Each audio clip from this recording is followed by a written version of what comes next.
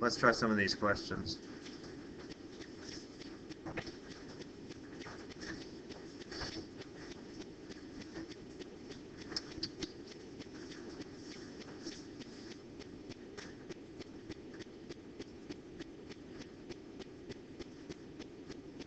Let's try this first one, first left.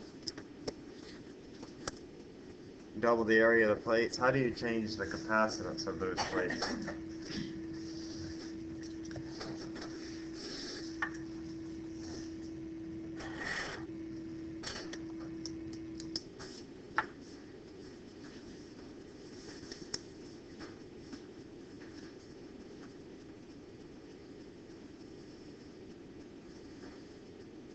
All right, let's stop at 38.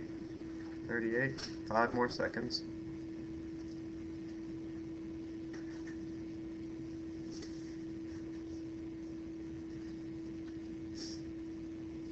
Okay, so we need to be good on this. We need to be able to take an equation and then describe if I change one of the variables, what happens to the other variables. So when I read this, I read capacitor, and immediately I'm going to think about this equation. Or if I don't remember it, I look at my equation sheet, and then it says if I double the area, what happens to the capacitance?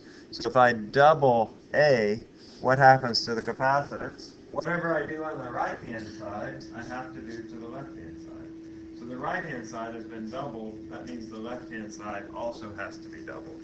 So it doesn't matter that there's two plates? No, it doesn't matter. The capacitance is only dependent upon the area. And we assume that both plates have the same area. Capacitor is always made up of two plates. You have two plates side by side. But, huh? Half what?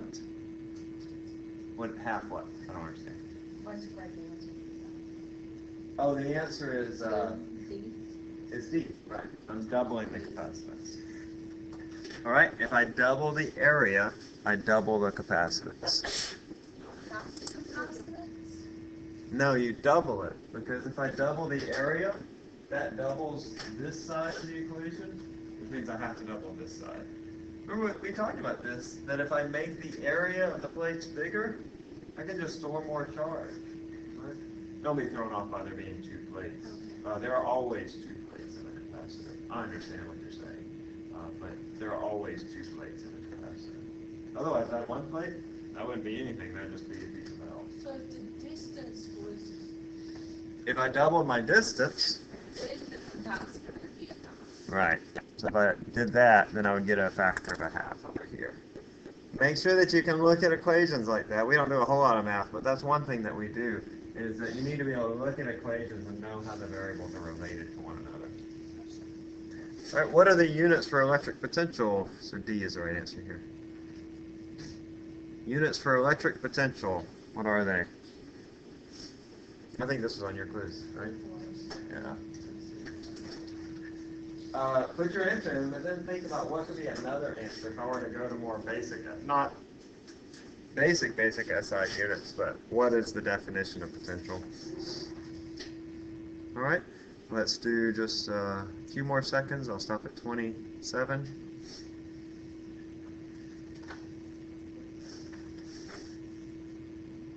Okay, awesome. B is right. The units for electric potential are volts.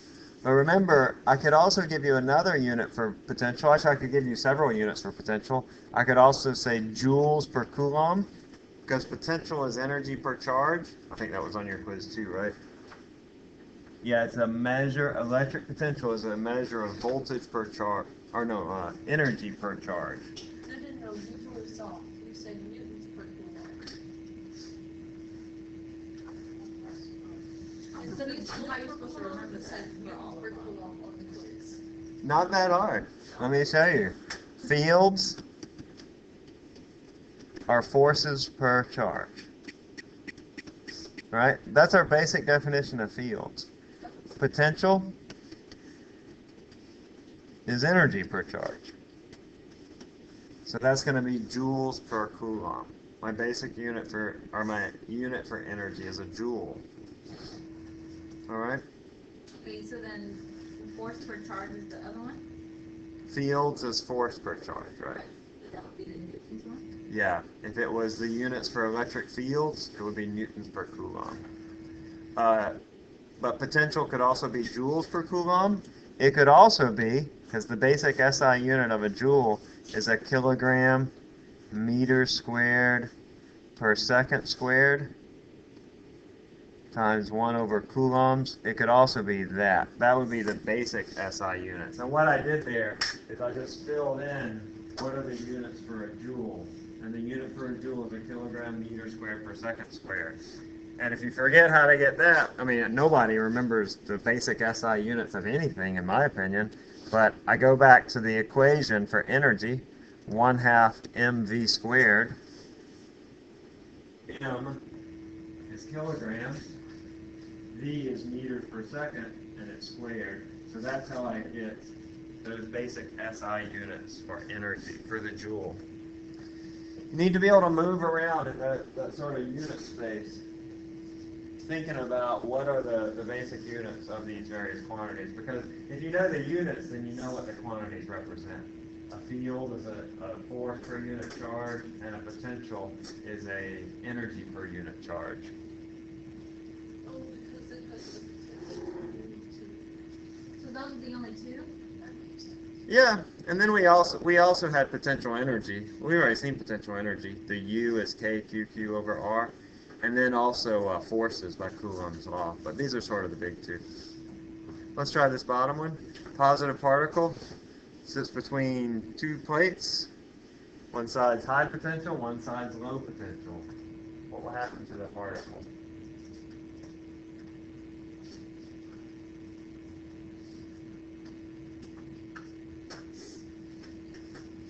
And to the right, left, or remain stationary.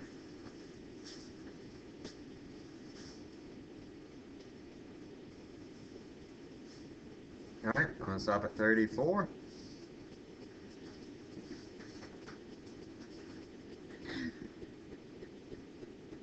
Awesome. Hey, remember, go back. I like to think of this as a mountain. If I have a positive charge, it tends to move from high to low potential. All right, but if I have a negative charge, remember, if I had a negative charge here, it's going to move to the left. This one will move to the right, but a negative charge will tend to move from low to high potential. All right?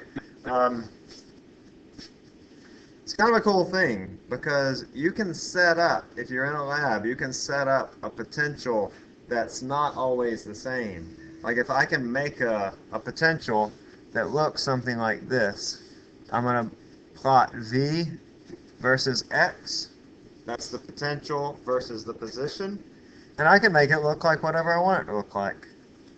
I can change my potential as I move through a distance x. As my x distance increases, I can make my potential increase or decrease or do whatever I want. I can make it in any way that I want, usually through building circuits that create this type of potential. And what I can then do is I can take a particle and put it within that potential anywhere I want. And for example, if I put a positive particle right here, it wouldn't move because positive particles move from high to low potential, and this is the lowest potential that I have, so it can't move anywhere.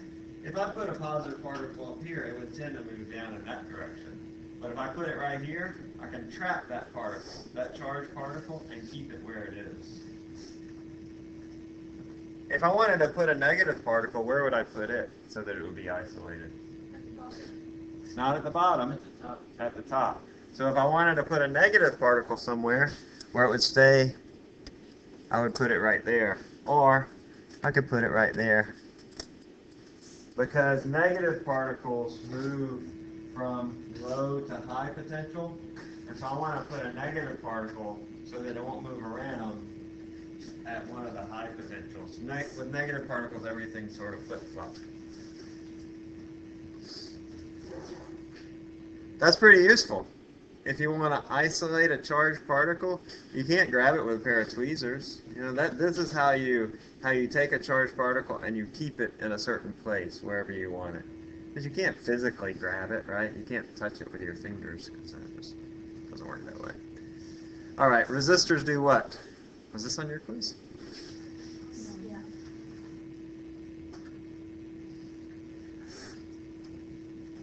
Oh yeah, there was a question about resistors. What do resistors do?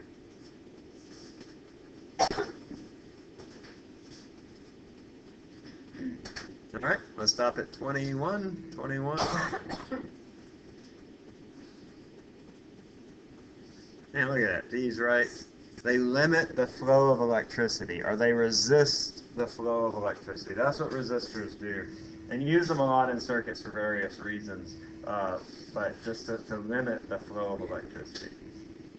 And what do you call a cow with two legs? Monster. A monster. No, cows can have two legs, and they're not monstrous. What do you call a cow with two legs? You don't know, do you? Lean beef. All right, what if you have a copper wire? There's this cross-sectional area and its length, and the resistance is 12 ohms. And then you increase the area from 2 square meters to 4 square meters. What's the resistance of the bigger wire? So I make the area go from this big to this big. I double the area. It goes from 2 square meters to 4 square meters. What's the resistance of this bigger wire? Oh, an ohm is a unit for resistance. So the resistance here is 12 ohms. And that's just the unit for resistance.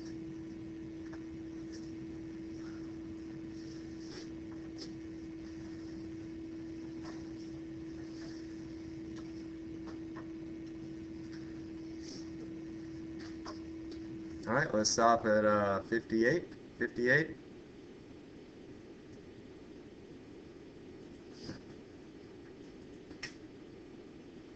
Okay. So I'm doubling the area.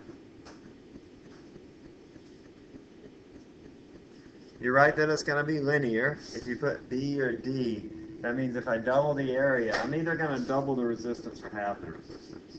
Let's think about it. My resistor is this big. Remember, we think about resistors like pipes with water flowing through them? And then I make the resistor this big. I make it twice as big. Is it going to be easier or harder to push electricity through this pipe? If I make it bigger, does it make the resistance easier or does it make it easier or harder to push electricity? Should be easier. I get that, but how do you solve the equation? I'm going to show you. Well, let's just think about it conceptually. If I make it bigger, then it's going to be easier to push electricity through that thing, or water, or however you're thinking about it. If I make it bigger, it's easier. And so if I have an easier flow, that means my resistance is more or less. If it's easier, the resistance is less. I have less resistance. So I know that it has to be some value less than 12. So it gets rid of all those. So B is the right answer. But let me show you mathematically how this works. R is rho L over A. And what I've done is our area has gone from 2 to 4. So that means I've doubled the area. Now, if double the area, that means I've halved the resistance. So whereas the resistance was 12, now it's going to be 6.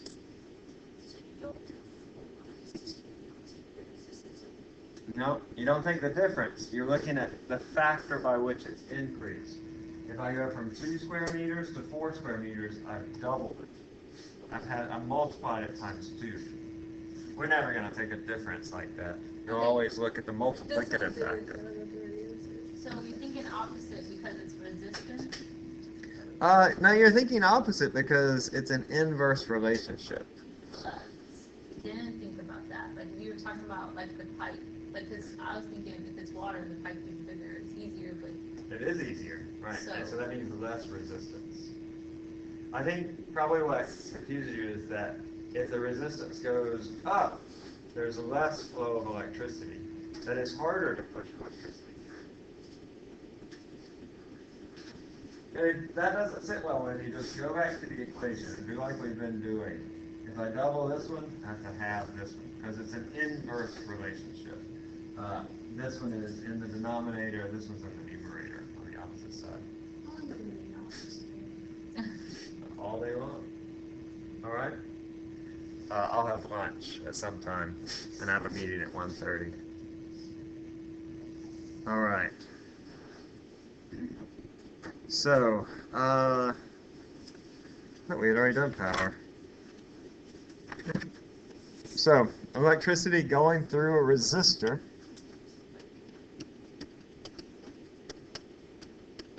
will expend energy. Yeah, it will like put out energy. All right. Good example of that, you've probably been using this lately, is if I have a heater, right? I put electricity into this heater. A heater is really just a big resistor. I put in electricity, a current goes into the coils inside of your heater. They put out energy in the form of heat to heat up your room or your feet or wherever you're using it. And that big old resistor inside of your heater will give energy to your room. So this resistor will expand energy or give out energy. What? Yeah, a resistor conducts electricity, but it conducts electricity at different rates. Big resistors or values with a big resistance at a low rate. They don't conduct very well because they resist the flow of electricity. And something with a small flow, a small resistance, like a piece of wire has a very small resistance, conducts electricity very well. So, we've seen this already. U is equal to QV. You might remember it, not in that form, but V is equal to U divided by Q. That is that potential is energy per charge. Potential is energy per charge. Put this on your equation sheet. Right?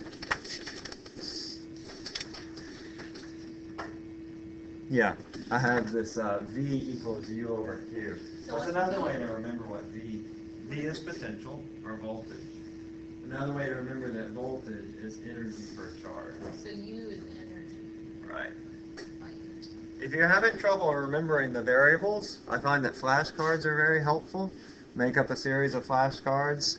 Just put a variable on each and then on the opposite side describe what it is. That might be helpful for you. You can just go through the equation sheet and write down all the variables that are on the equation sheet if that's giving you trouble. That's what I do. I'm taking Hebrew, and you just have to write all your words and then you flip it over and you write the meaning of the word. When you're dealing new vocabulary in your classes, that's a great idea because mastering any material will require you to master the vocabulary. All right, so since power is energy per time,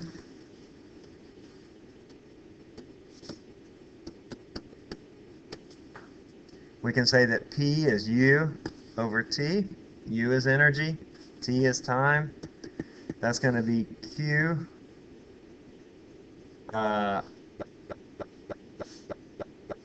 times V divided by T. This U value here is equal to Q over V. That's what we wrote right here. However, I want you to recognize that Q over T, we've seen that. What is Q over T? It goes on your quiz, actually.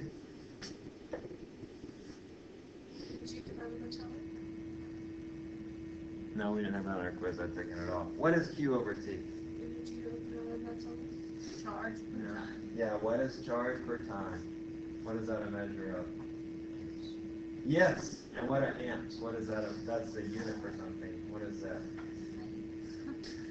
Oh, come on, people. It's the current. Current. That's right. Yeah, current.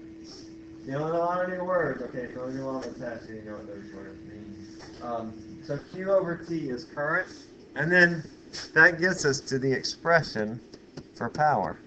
It says P is equal to V times I. Electricians use this a lot when they're designing house circuits or when they're working with electrical devices. If you want to know the power That's the energy per time in a circuit. You multiply the voltage times the current. You've seen power before on your electrical devices. 100-watt bulb, that's a measure of power. We saw power back in chapter 2 or 3. Power is energy per time. 100-watt bulb. Your toaster oven is like 1,000 watts. Your hair dryer is like 1,000 watts. Your television is hundreds of watts, maybe 500, 600, 700 watts. Okay, so that V is also equal to the U over Q. V, That V right there. yeah, this V Is equal to is, that one? No, the one up there. yeah, U over Q. It's the same as V. You said it's voltage. Voltage times current. Did I say over current? Yeah, voltage times current.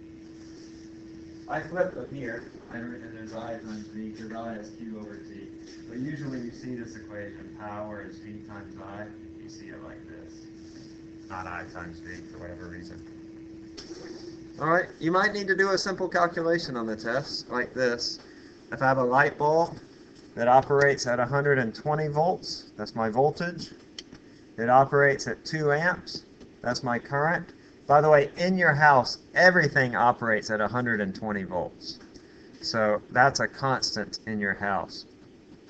And the only thing that's different is the current. So for example, will a bathroom heater, which has a very high power, does it use a small current or a big current? Big current. Because power is really big for, but bathroom heater is one of your most power consuming devices, apart from like your electric central heat or your hot water heater. Anytime you're heating up things, that takes up a lot of energy. And then when we use the heater, our gas bill is like, boop. Yeah. But for electricity, heating things is very expensive. My neighbor, some college guys across the street, they got a hot tub. Who gets a hot tub in South Louisiana? By the way, you can use it like 2 nights on the year or something. Anyway, they have a hot tub, and they have a heater to heat up the water. But because water has such a high specific heat, it takes a long time to heat up the water. They have to let it heat up overnight. So they told me that their electric bill is just skyrocketed since they got this hot tub. It's just very expensive to heat up water. My grandfather, a while back, he got a pool, and he insisted on putting a water heater for it. Mm-hmm. And I can only imagine how much power that consumes. It takes a lot of energy to heat up, especially water, which has such a high specific heat. And so it takes a long time, and it takes a lot of energy to heat up water. So here, if I want to know the power, I say the power expended by this light bulb is 120 volts times 2 amps. That's 240 watts. That's a pretty bright light bulb. Or vice versa, if I gave you, say, the power, for example, let's say that I have a 60-watt bulb, and my voltage is 120 volts. What is the current in that light bulb? And this is what electricians do, because they'll look at your house and they'll say, okay, how much power am I going to use here? How much power am I going to use here? And then they'll calculate the current, and they'll add up all the currents on that circuit and make sure that it doesn't exceed the safe current for a circuit, which is usually about 15 amps, maybe 30 amps for a bigger circuit. So if I wanted to find I know that P is equal to V times I. So I is equal to P divided by V. That's going to be 60 watts over 120 volts. That's 0.5 amps.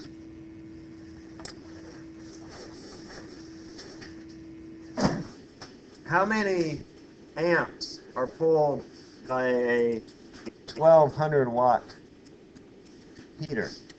What if P is equal to 1200 watts? What is the current? Y'all tell me. We'll not do it as a clicker question. Just try it out. I'll give you about 30 or 40 seconds. In your home, the voltage is always 120 volts. So with a light bulb, we got about a half an amp. All right, 60-watt incandescent light bulb.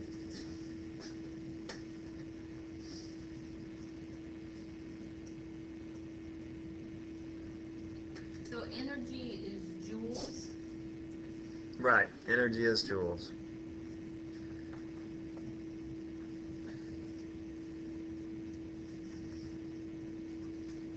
So the voltage is how much? 120. In your house, the voltage is always 120. If you look on the back of your electrical devices, they'll usually say 120. That's not true in Europe. They have a slightly different voltage system. That's why you need different devices when you go to Europe. What's mine? There's units per charge.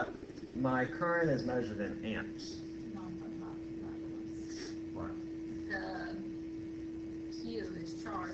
Right? Right. So there's units for that. Yeah, coulomb. Right. Yeah. What is my current here for this device? 10 is right. 10 amps. That's a lot of current. That's why when you hook in your bathroom heater, your circuit breaker ever go off when you plug in your bathroom heater? Yeah, especially if you live in an older home like ours is your electrical system might not be designed to handle all the electrical devices that we use in our home, or it might just not be designed very well. So when I plug in a device that takes 10 amps, it said most household circuits are only built to handle about 15 amps. You look in the circuit breaker of your house, there's usually a little number that's stamped into the end of the switch, and that's usually either 15 or 20 or 30 amps. That's the maximum safe current. So when you're an electrician and you're designing a house, you have to make sure that when you have all of your electrical devices on, that you don't exceed the safe capacity of that circuit. Is that like expected in something like that? Well, what now? Is that like expected in something like that? Uh-huh. Yeah, they look for all sorts of different things. There are a number of regulations you have to follow. So the big V is voltage. Big V is voltage. It's measured in volts, and it's an energy per charge. All right. So static electricity refers to the buildup of excess charge on an object. Static electricity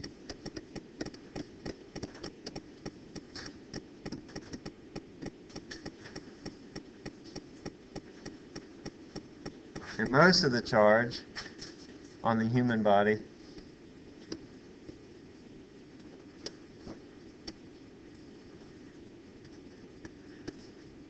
is on the skin or hair.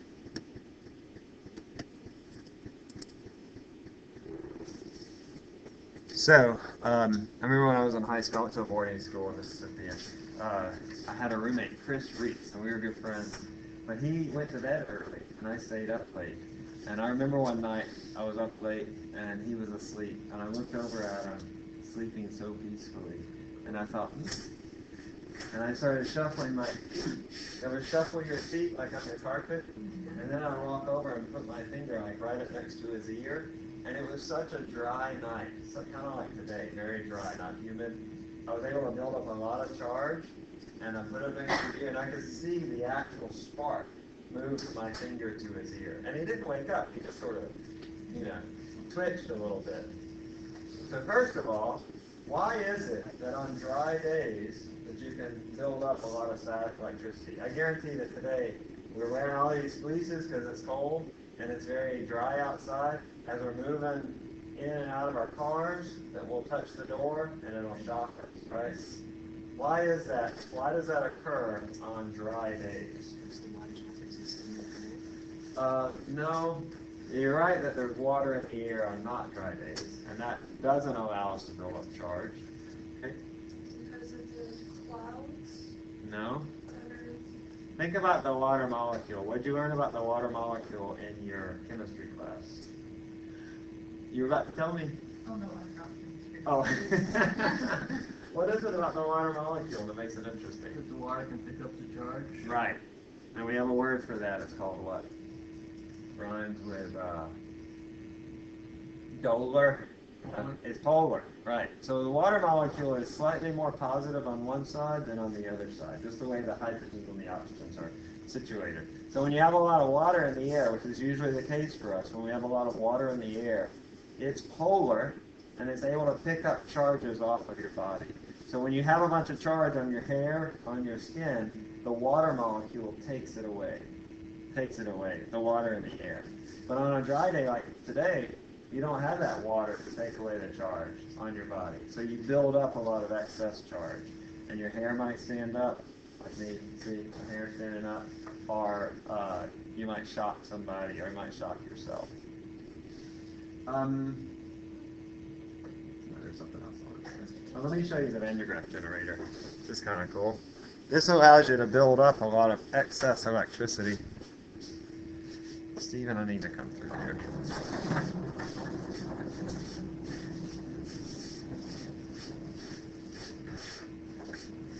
So the Van de Graaff generator is like an elevator for charges.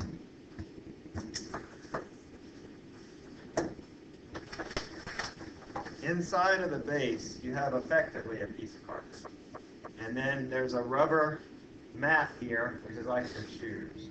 And you rub your shoes on the piece of carpet inside of here. It picks up extra charges, and it brings it up into the ball. And inside the ball, that rubber comes up next to a copper mesh. And that copper mesh grabs those electrons, and it conducts it onto the outside surface of the ball. You now see the copper mesh and the rubber conveyor belt of sorts. That's like shoes. You see that?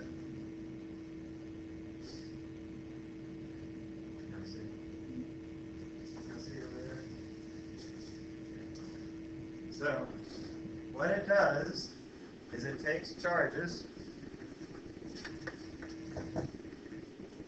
and brings them up here, and it puts those negative charges onto the outer surface, and it just builds up an excess of charge. Let me show you.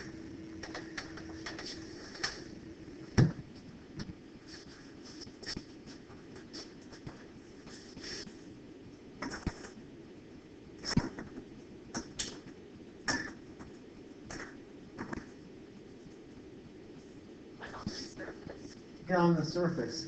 Oh, where's my thing?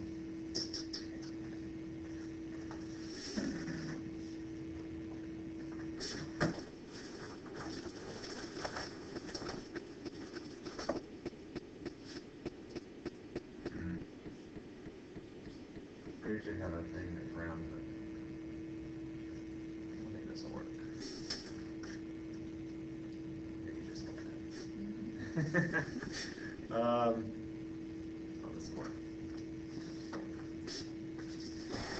I have a metal rod, okay, and what it does is we can discharge all the extra charge that's on the Van de Graaff generator and send it to the earth. And so you need somewhere to connect this ball to ground.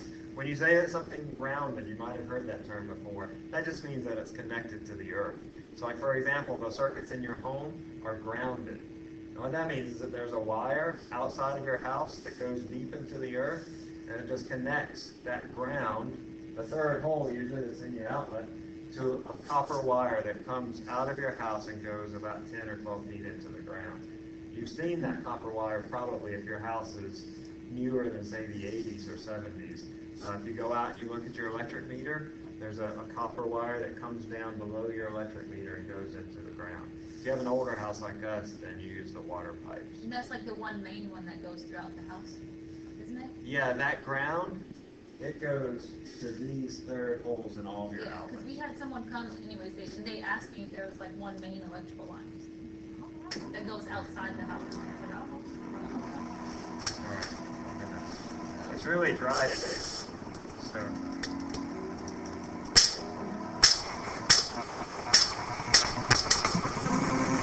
Let me turn some lights off so y'all can see better. Stephen, could you turn off that light? Thank you. For an electron to jump across about an inch requires, about 10,000 volts. So for an electron to jump across several inches, it's about 30,000 volts. Or let's see, in this case, that's about 8 or 9 inches. That's about 9,000 volts. 90,000 volts.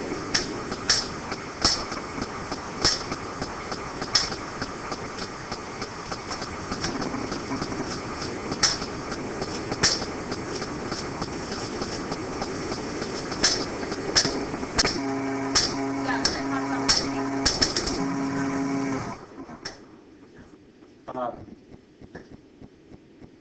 about 90,000 volts, that's energy per unit charge.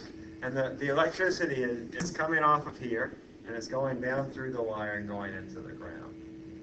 It's a really good day today. Usually I can only get it a few inches away before it will spark. But it's a really good day today because it's so dry. So that's why you get these spectacular sparks that jump off of it. See, when you turn the lights back on. So just push the top one, or? Huh? I don't know if it's the top or the bottom. Yeah, that's right. Is there a charge in the chair now too? No, I just connected it to the chair because the chair is metal, and it sends all those charges into the earth. So you can think of the earth as a great big reservoir of charge. And if I add just a few charges to the earth, that's not really going to affect it. It's just going to get sucked into the big reservoir. It's like pouring a cup of water into a lake. Let me show you. You can put these on your body.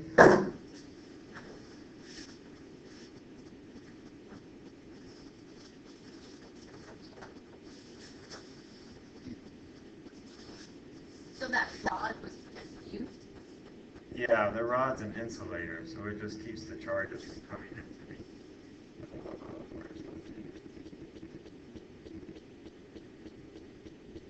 I don't have long hair, so I have to make my own hair. Not no wig.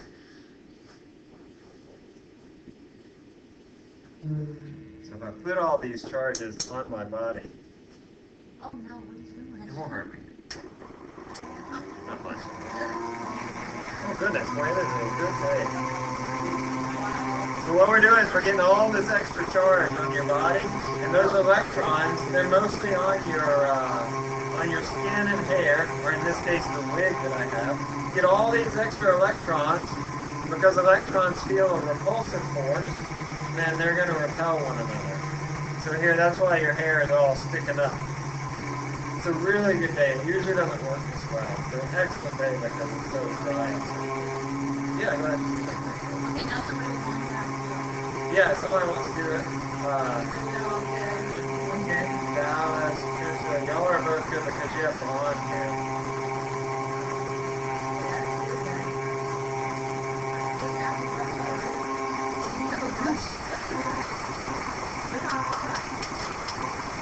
Yeah, it's good.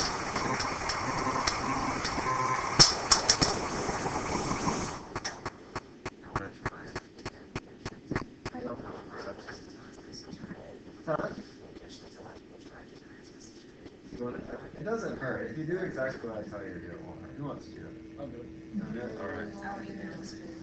All right, yeah. So, just don't do anything unless I tell you to do it, okay? Like, don't step off, don't move your hand. You can put your hands on it now. All right. And put them on flat. And you'll be able to take one hand off, but always keep one hand on it, okay? So he has to be on that stool? Yeah, the stool, what the stool does is it keeps the charges from going through his hand and into the ground. It provides a bit of protection, an insulator between him and the earth. So what if he was standing on that? It could shock him a little bit. It wouldn't kill him. He wouldn't die. I've been shocked before. It's kind of remarkable. Look at his shirt and stuff. You see how his shirt sort of moving around? You can probably sort of feel it all over your body, but we can't go in there. They got pretty good hair for it. It's just such a good day. Darker hair doesn't work as well though because it's heavy. Darker hair is heavy with the other hair. How's that feel? Tingly? Yeah. I'm gonna turn it off. There. Keep your hands on. Now you can sort of pull them off like this and see his hair, and then step off. You feel anything through your feet? Wow. Not really. Yeah. I'm wearing like two sets of socks. I can usually feel the charges leaving through my feet. It doesn't feel like a shock. It just feels, I don't know, like a tingle. Who wants to do it? She should. She's got really long I can't. Yeah. No, I wouldn't like No. it. Sarah, you want to do it? Yeah, you have good hair, Clark. Even though it's dark. Like, I want to do it. But your hair, what's that? So it's already started. All right, have fun. It's okay. You have good hair because even though it's dark colored, it's fine. It's very thin. Yeah. I don't like baby hair. Yeah, it's pretty You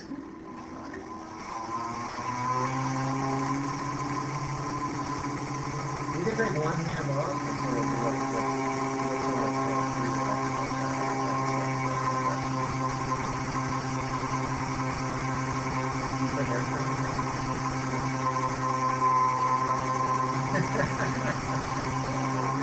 yeah, I can see it a little bit. It's starting to go up. The darker hair is like here. Oh, yeah, I can see it.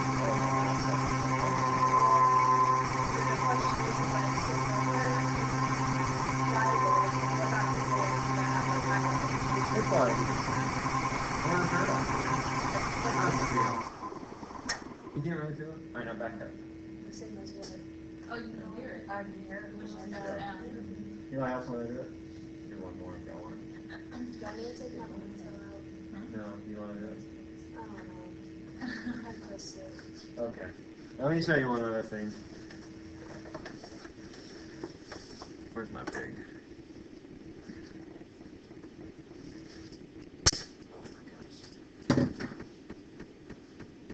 Every time I hear that noise, I just think, every morning before my husband goes to work, he checks his taser, and it's just so annoying. It's at 4 a.m. and I'm trying to sleep.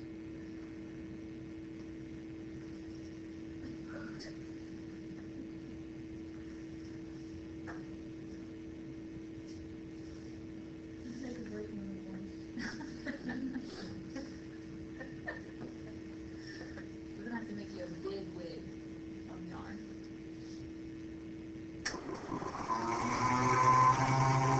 Alright, so same as before. I can't feel the charge. I can just sort of feel tingles. So this is like a lightning rod. We have a lightning rod. It's a sharp, pointed thing that you put on top of your house. And it allows the charges to escape your home, which protects you against like static.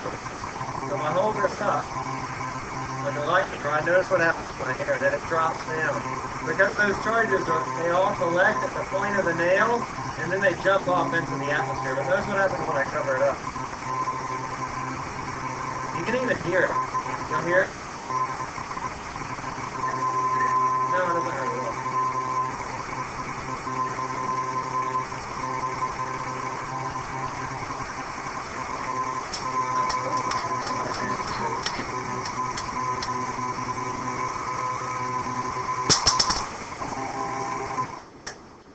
Alright, so that's a Van de Graaff generator. Some people use it in labs. They actually study static electricity. This is just for demonstration, but there are huge labs where they have these things that are just, the size of rooms, and they use them to study static electricity. So you know those little things that have the light that people get, like the psychedelic things that you touch and then the thing. That's different. Oh. I don't think we're going to talk about that. That is a plasma ball. We did talk about plasmas actually back in the fluids chapter when we talked about the states of matter. Which are solids, liquids, and gases. And then a plasma is when everything's ionized. It's an ionized gas. So you strip apart the protons and the electrons, and that's what's inside of those. Common way of creating a plasma is just to heat up a gas. The sun is a ball of plasma basically because it's so hot. The electrons and the protons become disassociated. They're stripped apart from one another. But in those things, that plasma is not by temperature, it's stripped by electricity. Yeah. You have your hand up? Oh, no. No, he's just... So, what happens whenever lightning hits, like, when lightning hits? Yeah, how did lightning work? I don't know exactly. I know it's a separation of charges. I don't know. We don't really get into that in this class. Huh? Does that have to restart? Oh yeah, absolutely. Because you get charges up in the clouds and charges between the earth, in the earth, and they discharge just like here. That you get a difference in charge, and when you get that excess charge, it'll discharge just like here. So yeah, in that way, this is very much like lightning. So where does the ones from the earth come from? They're just in the earth. Oh, It's like it's a big lake of charge, huh? The reservoir. Yeah. Okay. It's not like they're generated. They just It is sort of there. All right. All right. So the body as a conductor, or the body can conduct electricity. Oh.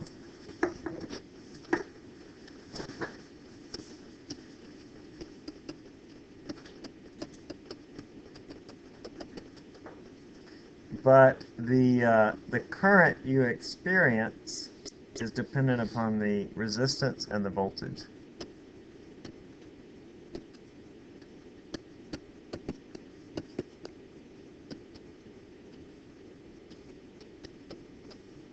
Remember Ohm's law? I was equal to V divided by R. If I have a big source of energy, that's the voltage, I get a big current.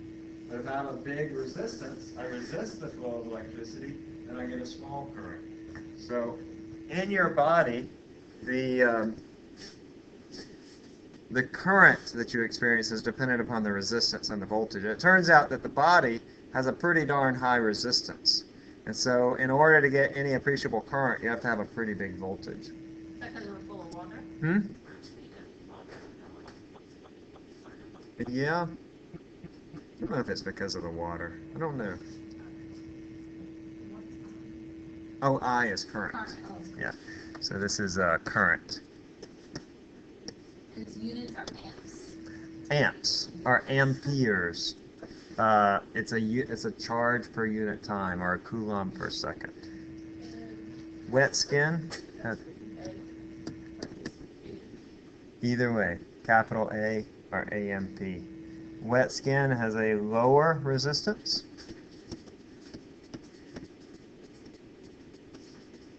And so if you have wet skin, like the surface of your skin is wet, then you're going to have a larger current.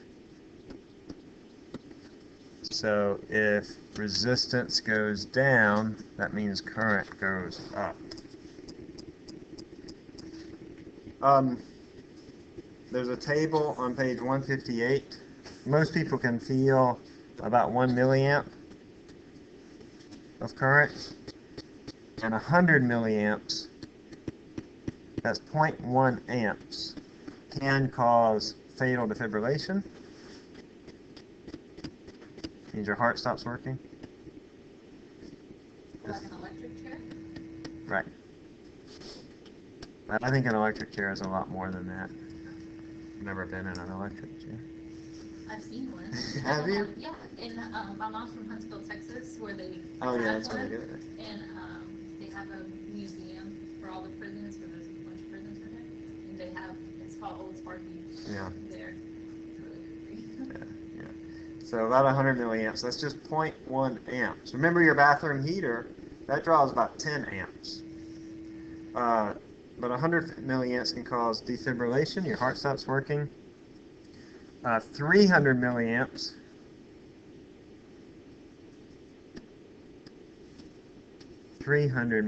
Just a third of an amp, causes burns. And if you have one of those, damn it, you know what I'm talking about? Defibrillator, yeah, to start your heart back up again, that's about 6,000 amps. I don't know how those things work, but your book said that's about 6,000 amps. All right. Electricians used to, they don't do it anymore, some of them do, back before they had good meters all the time. If they wanted to know if a circuit was hot or not, hot meaning that is there electricity in the circuit, they would just sort of touch it with their fingers. And so a lot of your old electricians, they sort of lost feeling in their hands because they've done that their entire lives, where they just they touch the wires to see if they're hot or not. But probably not a good idea to do that unless you know exactly what you're doing. Is that one when you shock you to bring it back to life? It works? Don't know how that works. Because your heart, doesn't it go kind of like, isn't it like an electrical impulse? It does work. It does. Yeah, it has an electrical signal of some sort. I don't know, but that'd make a good project. Yeah, the defibrillator would make a good project. You could come up with several different ideas that we've already talked about. The amount of current the body receives is heavily dependent upon the path.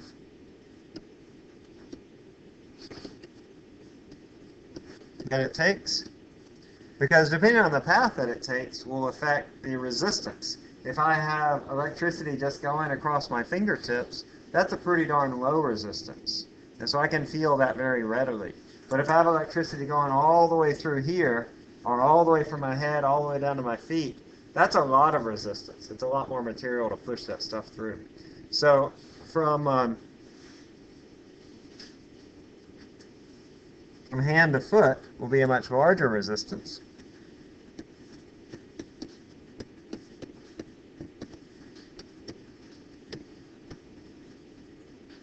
And so a lower current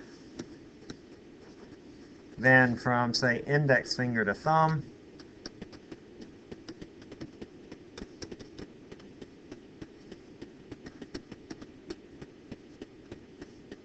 Or across your chest. And depending on the path that the electricity takes too will affect how it affects your body. So if it goes through your heart, for example, that could cause greater damage than if it's just going across your finger. All right? Okay, so is that why, like, tasers have two prongs? Mm-hmm. Because you have to have two prongs in, and then that sends the electricity between them. If you just sent one prong in, you know, there's not really a circuit there. A circuit is a closed loop. And so in order to have a closed loop, you have to have two things going in. Let's think about this. This is called the EMeter. I don't think any of you are Scientologists. I'm not. But Scientology is a religion of sorts. There are all sorts of things. They're based on the books of L. Ron Hubbard, who wrote science fiction back in the 70s. And I don't fully understand all their tenets. But one of the things that they use is they use an EMeter. And an EMeter, what it does is it measures the resistance of your body. You hold these two things in your hand, and then it sends a very small current through your hand, and it measures the resistance of your body. And it's quite effective, actually, at when you respond in some way. It's kind of like a lie detector, that when your palms sweat, or when your heart rate increases, or when you're just anxious in some way, your body responds, and it'll change the resistance of your body. And so the EMeter will measure the resistance of your body. You just hold these two things, and there's a little gauge that measures the resistance of your body. And they use this for the psychology tests. I forget what they call them, but it's sort of a spiritual thing, where they'll ask their members like these questions. I think it's kind of a cult, actually. I'm sorry if you're a Scientologist, but it is a cult. But I'm sorry if I offended anybody. They're kind of, huh?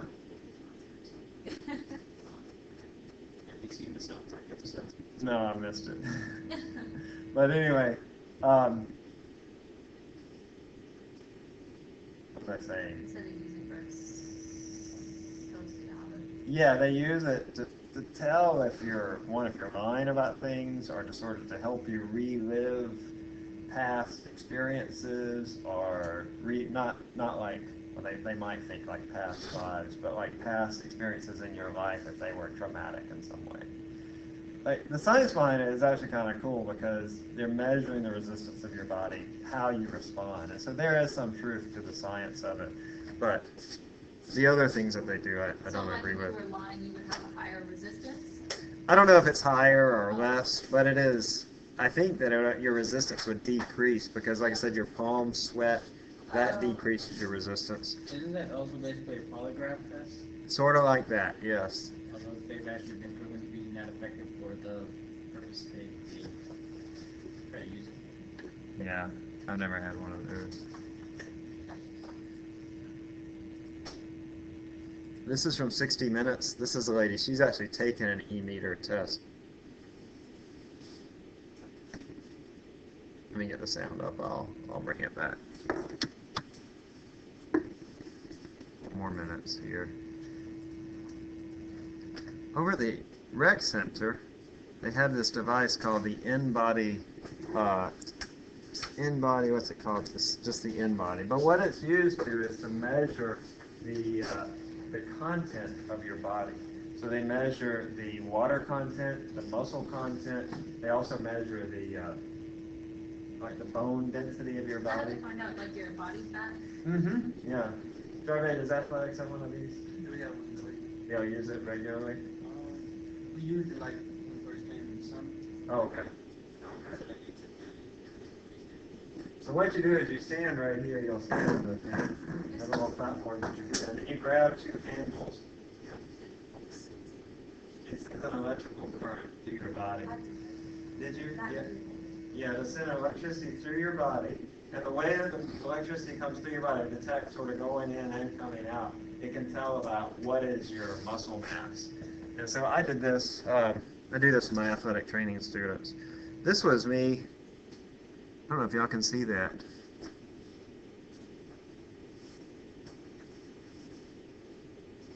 Let's see. Gosh, I can't see this anymore. 2015. Which one's 2015? Oh, okay, yeah, the one on the left is early, and then the one on the right is later. And I started lifting weights sort of in that time frame. And I did it right before I started lifting weights, and then right after I started lifting weights, because I had some back issues, and I was just trying to help sort of strengthen up my back. And what happened is that my muscle mass increased quite a lot. It went from about 78 pounds to about 83 pounds. So I gained almost, 5, 6, 7 pounds of muscle mass. And the body fat mass went up a little bit, and my weight went up too. But the big deal is that this muscle mass went up, that my dry lean mass increased, or my muscle mass increased. Huh? Yeah, that's good, I think, that if your muscle mass increases. Oh, and then it also does this segmented analysis, where it shows, because you have electricity going through your body, it can measure the muscle mass in different parts. And so it gives you this idea of what are your arms and your torso and your legs like. And on this, I used to cycle a lot, and prior to this, I didn't lift weights, I was just cycling. So my legs were both over. Like they said, you have too much muscle mass in your legs. But then I started lifting weights and trying to focus on my torso. And then after that, my legs were normal, but I gained a lot of muscle mass in my torso. So I said I was over there. You don't want over on any of those. Like you want to be sort of normal on all that, just for your whole body to be well. So it prints out this paper? Prints out this paper, yeah, and you get that report. It's kind of interesting. It's useful for athletes, especially if you're trying to build muscle mass in particular parts of your body. Right? Useful for y'all? Do y'all use it? Just like we did it over the summer, it's kind of based on what Yeah, like where do you need to be stronger, right? All right, folks, we'll come back to the nervous system on Monday. Have a great day.